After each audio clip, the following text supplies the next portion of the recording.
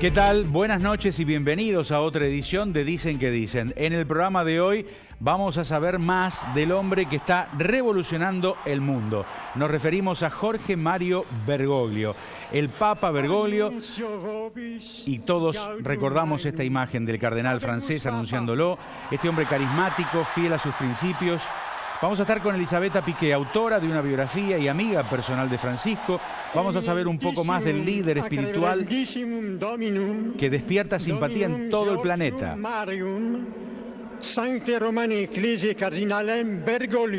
Y los argentinos no podíamos creer a partir de este anuncio. Con Elisabetta Piqué, periodista del diario La Nación, acreditada ante Roma y el Vaticano, que ha escrito un libro después de estos auspicios. Auspician este programa.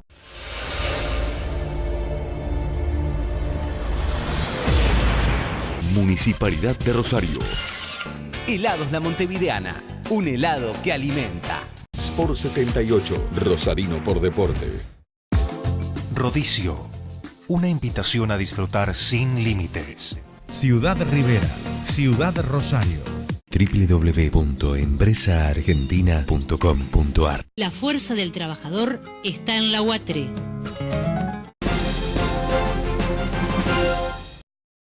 Accesaniga, mayor exposición y mucho más confort. Nuevos bocaditos de carne Swift. Para tus hijos lo más grande que hay, después de vos. Grupo Asegurador La Segunda está ayudando a construir la Segunda Argentina.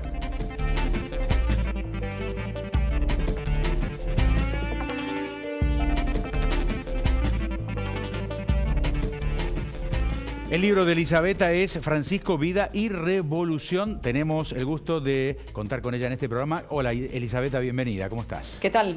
Gracias. Bueno, has escrito que un cardenal importante, el día que Bergoglio se transformó en Francisco, se acercó a él y le dijo, cuidado, te llegó el turno.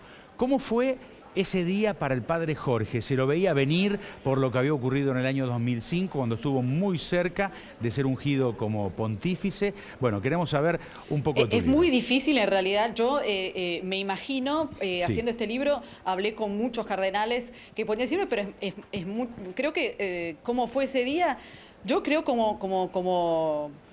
me imagino también en el libro y conociendo un poco, que como también digo en el libro, desde el 2001 a él es una persona, y mismo en el 2001 cuando lo conozco y le pregunto, bueno, ¿qué siente siendo al cardenal?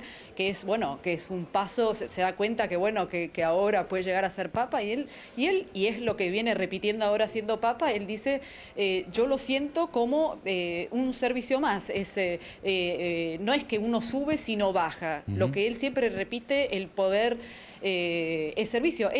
Yo creo que él, y él también en el libro es cuando él se entera de la renuncia de Benedicto y se da cuenta que tiene que viajar a Roma. Él va pensando, bueno, él, es más, ya había cumplido los 75 años, que es la edad que todo obispo presenta su renuncia. Es decir, él estaba listo para jubilarse. Es más, en el libro está también el detalle de la habitación en la cual él iba a vivir en la famosa, en la casa sacerdotal de curas que hay en Flores, muy cerca de la Basílica de Flores. Era el cuarto número 13, lo cuenta el padre Silvio Rivera, que es otro hijo espiritual de Bergoglio. Era una persona ya lista para jubilarse, que de repente, bueno, está esta cosa también que yo digo, ¿no? La providencia, el destino, esta renuncia de Benedicto, valiente y que cambia la historia de la Iglesia también en el medio, el 11 de febrero, él que llega pensando que vuelve. Es más, está el detalle, bueno, de la famosa homilía del jueves santo de Pascua, que él ya la tenía lista cuando él dice, bueno, que le pide a los sacerdotes que tengan olor a oveja.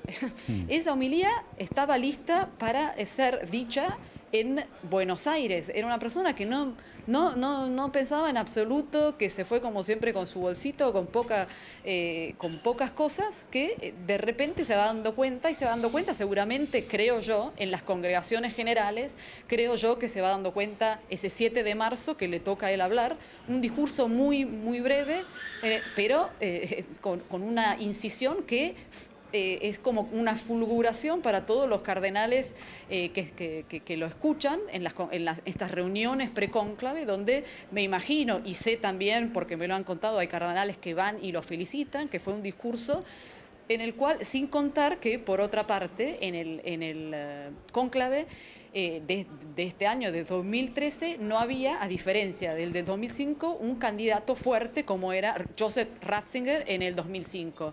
Se hablaba muchísimo de Scola, el cardenal arzobispo de Milán Scola, se hablaba mucho de Scherer, el arzobispo de San Pablo, pero también había trascendido que había un lobby de cardenales detrás de esta candidatura de Scherer, que era un candidato al final que iba a resultar una especie de títere de la curia, que le iban a poner un secretario de Estado que digamos que manejaba la cosa. Era la idea de que sí, que hubiera un primer papa del fin del mundo latinoamericano, pero un papa, digamos, manejado por esa curia que quería seguir, digamos, manteniendo un statu quo, que no hubiera esa reforma que, bien o mal, llega con Jorge Bergoglio. Sí, nos quedamos en esa tarde-noche de Roma, entonces, cuando el cardenal francés hace el anuncio a la plaza y el mundo se paraliza, ¿no?, ante el nuevo papa que dice venir del fin del mundo. Y mucho más cuando se anuncia como Francesco.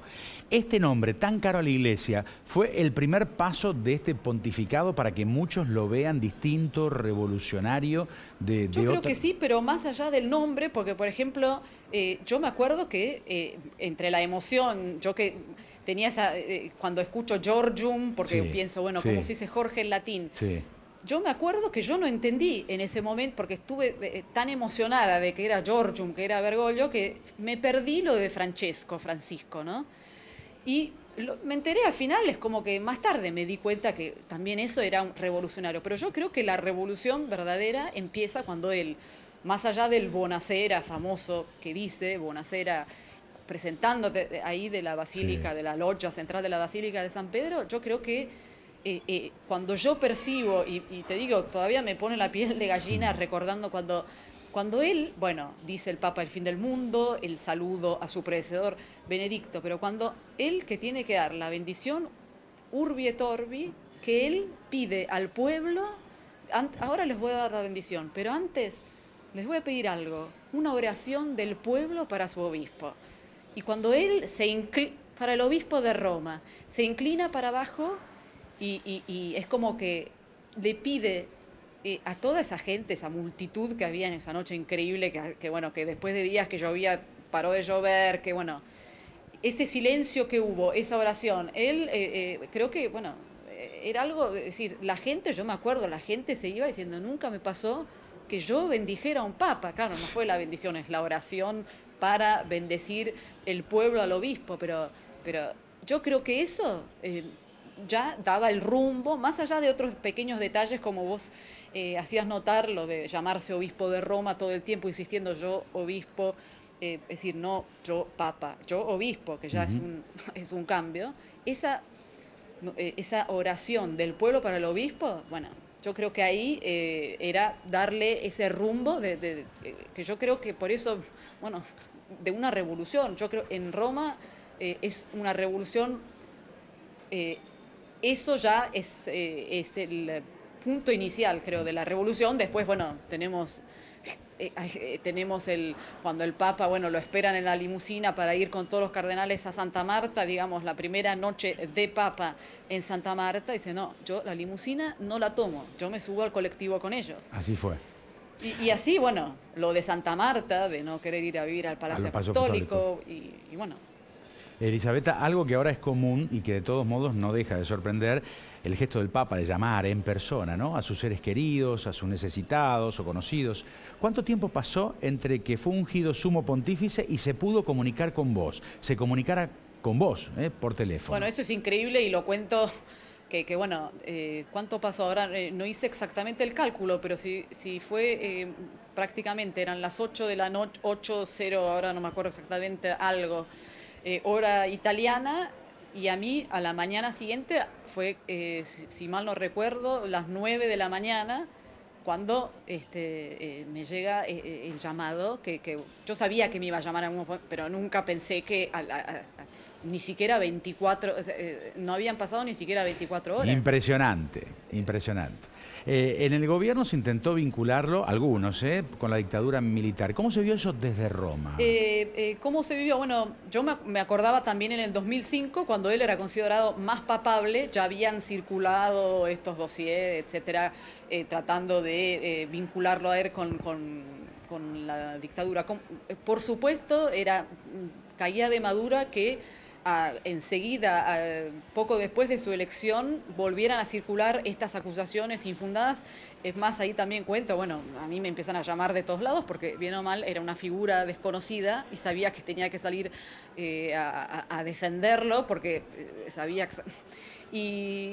pero diría que ahora pasaron más de 8 meses, más allá de que pocos días después vino al Vaticano y se encontró con él, Premio Nobel de la Paz argentino Adolfo Pérez Esquivel, diciendo muchos obispos sí fueron cómplices, pero no él, que no era obispo, él era provincial en ese momento, y ahora, y mismo en el libro, bueno, hay testimonios, pero es decir, lo que pasa es que él siempre fue de perfil bajo, y también en ese momento, que fue un momento muy difícil, si bien salvó, y tengo testimonios también en mi libro, Sergio Gobulín, hay una carta también inédita en mi libro de un uruguayo cuyo hermano era jesuita, que le agradece, que le vuelve a agradecer, y que justamente muchos de estos personajes anónimos que ellos dicen, a mí me salvó la vida Bergoglio, que justamente al ver que volvía a circular toda esa información totalmente falsa, dijeron, no, yo tengo que salir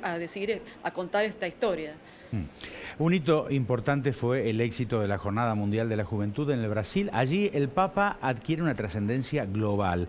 Esa celebración y el famoso Hagan Lío, ¿fue el mayor guiño a los jóvenes como sumo pontífice? En la historia de un Papa nunca se registró algo así, Elisabetta. Yo creo que ya desde antes del viaje él tuvo una conexión impresionante con los jóvenes en las catequesis de los miércoles, en el Ángelus, en la Plaza de San Pedro. Desde el principio él empieza a decir a los jóvenes este mensaje, no dejen que les roben la esperanza. Esto lo empieza a decir ya desde estando en Roma. Él es un papa que está, y creo que ahí está el gran cambio, es una persona que conoce la calle, entonces la conocía en Buenos Aires y él y conoce perfectamente cuáles son los dramas de este mundo moderno en el cual los excluidos son los jóvenes y los viejos. Y él empieza a dar este mensaje ya antes de su viaje a Brasil. Es decir, que él llega a Brasil ya siendo un ídolo, porque un ídolo de los jóvenes, pero un ídolo también, creo que también de no creyentes, y ahí también está la revolución de Francisco, que es un papa que habla de una forma tan clara y directa que mejor imposible. Y no solo, también habla que es comprensible, y para un joven es importante, pero no solo para un joven, que haya un papa que hable su mismo lenguaje y que sepa cuáles son los problemas de un joven. Francisco, Vida y Revolución, una de las biografías más personales de Jorge Bergoglio. Vamos a hacer la pausa, Elisabetta, nos aguardás un poquitito y seguimos contigo, más que interesante todo esto. ¿Puede ser? Un instante nada más. Claro que sí. Gracias, ya estamos con Elisabetta Piqué, una segunda parte, ya venimos.